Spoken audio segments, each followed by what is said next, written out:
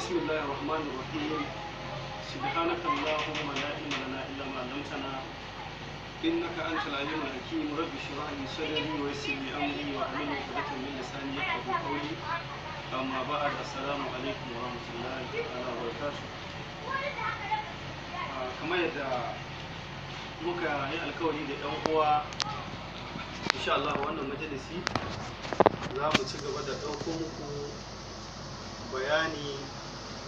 a hankali dangane da abin da ya shafi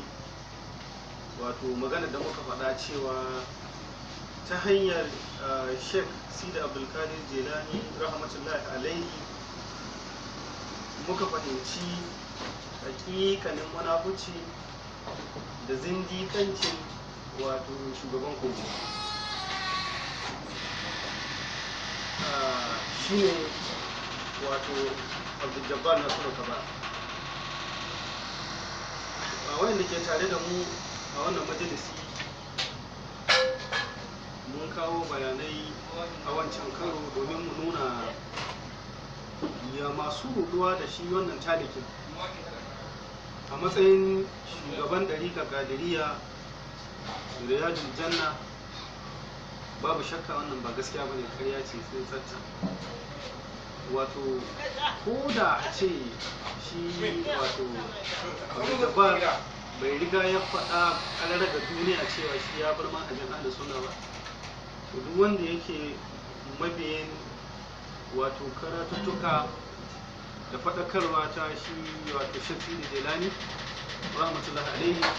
zai fahimci wannan bawan Allah yana dodon bango da sunan wannan waliyin Allah, yana yaudara al'ummar musulmi. Dangane da wannan faɗakarwa cewa alhamdulillah da karantarwar Sheikh muka fahimci yaudarar shugaban kogo. Yau insha Allah za mu dubi har yanzu a cikin littafin Sheikh Al-Ghunyatu li ɗalibi tariqil haqqi azza wa jalla. Za mu ji abin da Sheikh ya faɗa game da abin da ya shafi wato imantar da sahabbai da ganin girmansu da kamewa daga wato aibanta su da kuma matsayin da ya kamata ga duk wanda ke kan manhaji na sunna, kuma shawara ta malaman magabata na sunna na gari bayan Allah na gari irin su Sheikh Sidi Abdulkadir Jelani rahmatullahi alaihi ga matakin da ya kamata su dauka, ga tarbiyyar da ainihi suka bayar, ga hanyar da suke a kanta. Abu ne sananne cewa a manhaji na ahlus sunna ga baki daya abinda aka faɗi matsayinsu a wajen sahabbai sabani ne ya faru tsakaninsu, kuma babu shakka suna wa kowane bangare kyakkyawan zato. Bisa yabonsu ne ya zama dole gare su bisa ga wato matakin da Allah ta'ala ya faɗa a kansu na yabonsu da nuna yadda ta gare su da sauransu, da nassoshi daga hadisan manzon Allah sallallahu alaihi wasallam da alaƙa su da annabi da girman su saboda zaman su janibin manzon Allah sallallahu alaihi wasallam. Da haka ba zan cika ku da surutu ba insha Allah, bari mu karanto mu ji abinda Sheikh ya tarbiyyantar da al'umma musulmi ga baki daya, sannan da kuma wato mabiyansa a keɓance. A daidai wannan shafi na Al-Ghunya, shafi na 133, Sheikh yana cewa wattafaqa ahlus sunnati ala wujubil kaffi amma shajara bainahum. Ahlus sunna sun yi ittifaqi akan wajibcin kamewa ga abin da ya gudana tsakaninsu,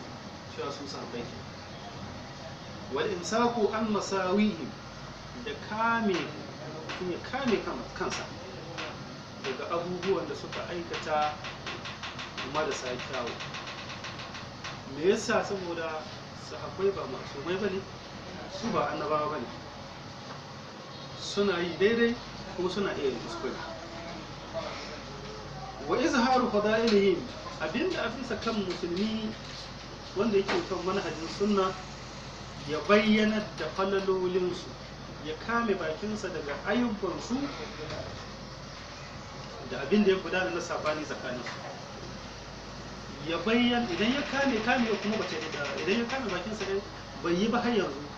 wa izharu fada'ilihim ya bayyana da falalolin su wanda bai san falalolin su ba ka gaya mai wa mahasinin da kyawawan dabi'un su da kyawawan ayyukan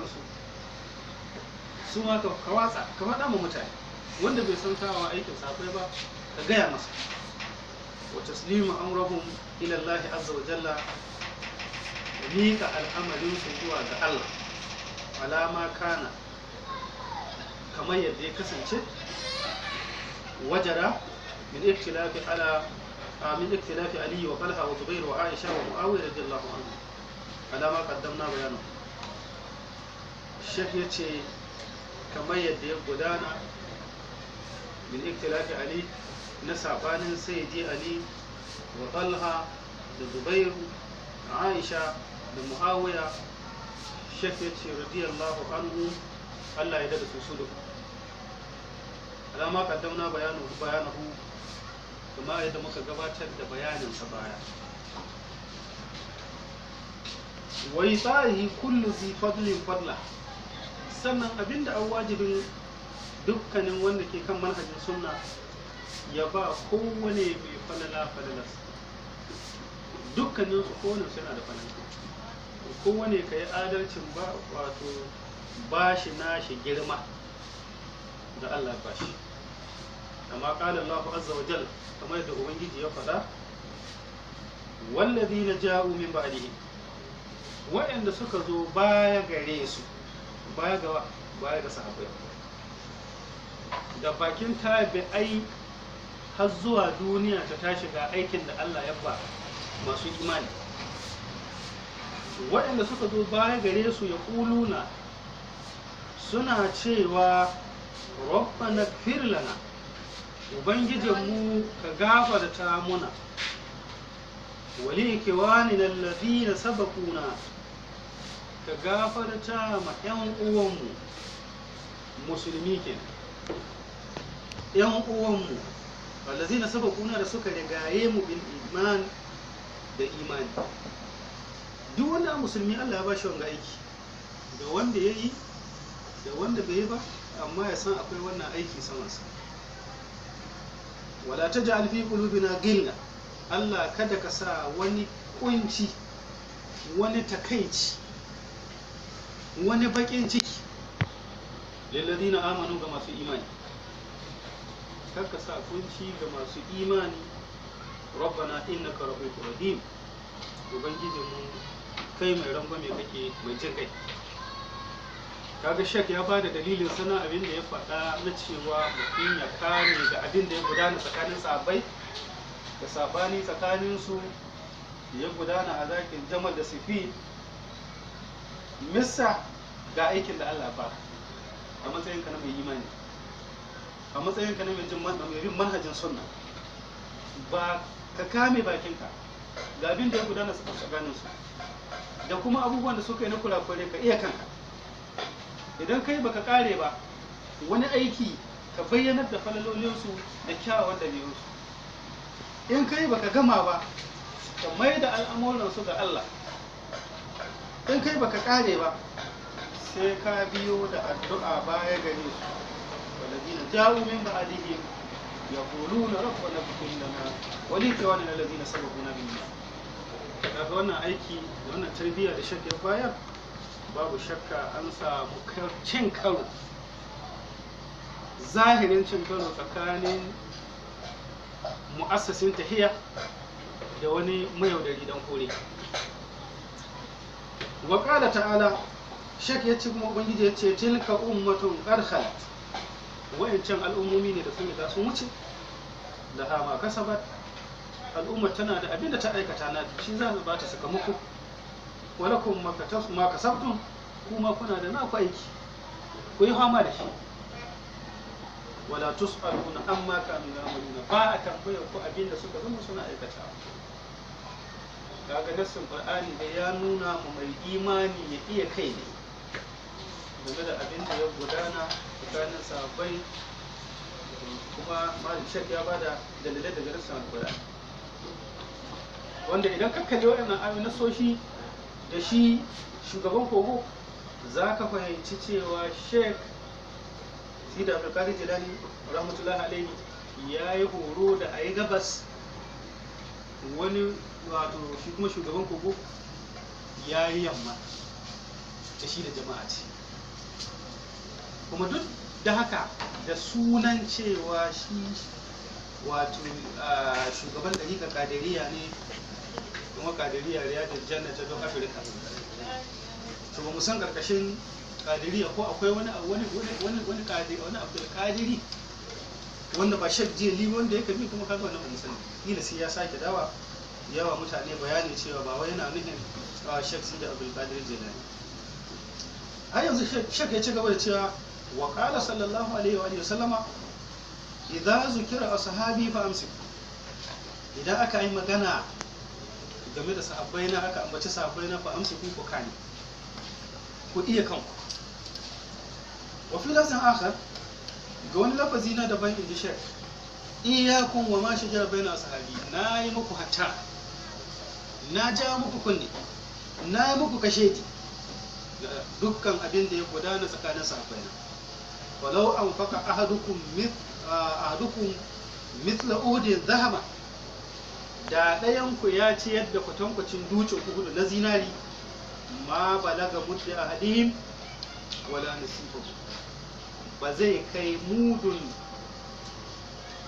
da ɗayansu ya bayar, kai koma rabi. In ji manzon Allah sallallahu alaihi wasallam. Ashe wannan yana cikin sirrin da yasa wato ainihi aka doka musu wannan mataki. Malamai suka yi kokarin wato tsayin daka wajen kare mutuncinsu. Ashe da ɗayanmu zai ciyar da inji annabi dutsen Uhud na zinariya,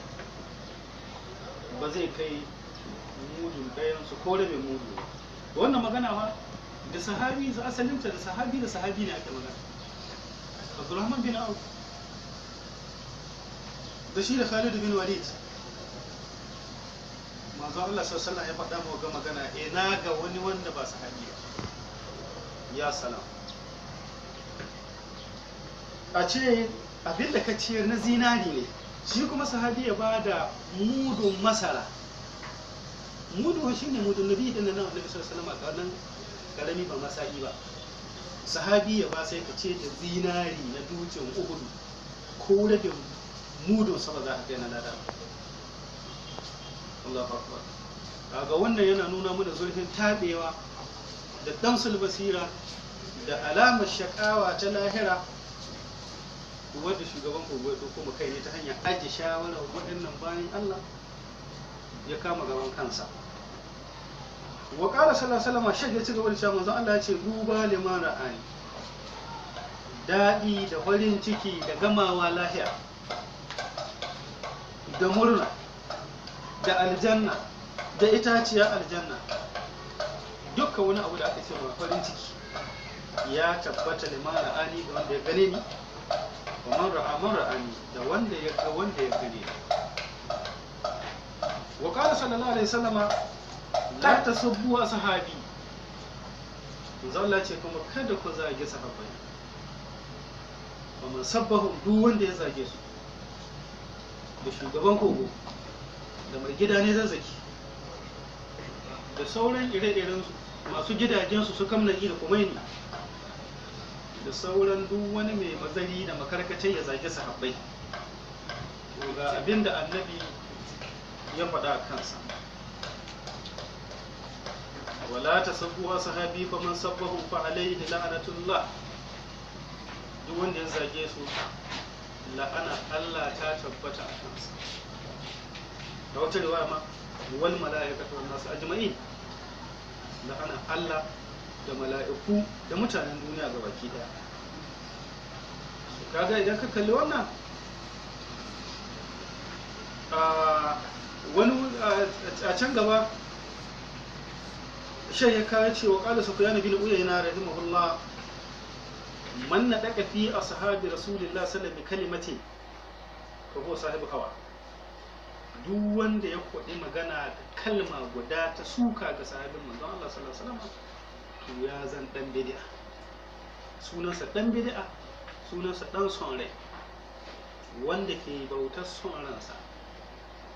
ya hita daga firka ta sunna, ko ya faɗa cewa ya hita ko ma kai ya faɗa, huwa sahibu hawan,